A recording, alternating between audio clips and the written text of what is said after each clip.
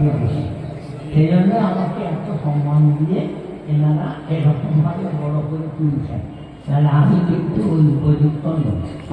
যাই হোক, এখানে এখানে ইমাম বুখারী বলার উদ্দেশ্য যে যদি আমলের নিয়ত ঠিক থাকে তবেই দাঁড়িপাল্লায় ওজন হবে, তবেই দাঁড়িপাল্লায় তার আমলটা ওজন হবে।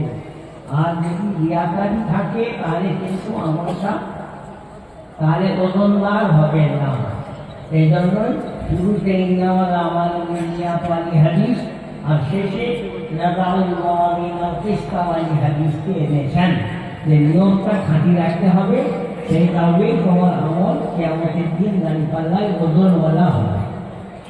বাবারা, আল্লাহ পাক কোরআন শরীফে নিজের জন্য জামা বহুবচন শব্দ ব্যবহার করেন। কেন করেন? নিশ্চয় আশা করি তোমরা শুনেছ।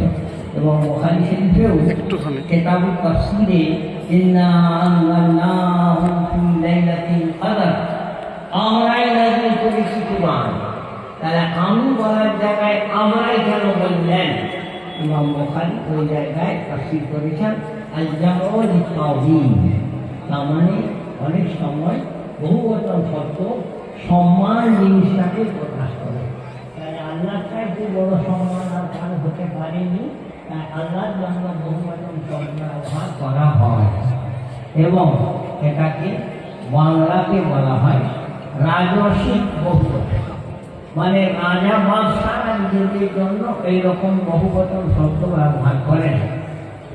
যেমন বাদশাহ যখন তার কর্মচারীদেরকে চিঠি লেখেন, মা গুপ্তে আমরা তেমন গোলাম মোস্তফা সাহেব বিশ্বনবী বইয়ে উল্লেখ করেছেন যে মহারানী ভিক্টোরিয়া তখন ইংরেজদের রাজত্বে সূর্যগুপ্ত না এত বিশাল বিস্তৃত কয়েক মহাদেশ যুগে ছিল।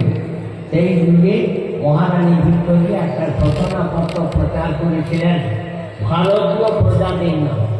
তাতে তিনি লিখেছিলেন কোন দিকে আমরা ঘোষণা করছি, অথচ নিজের সঙ্গে একমাত্র মহারানী ভিক্টোরিয়া।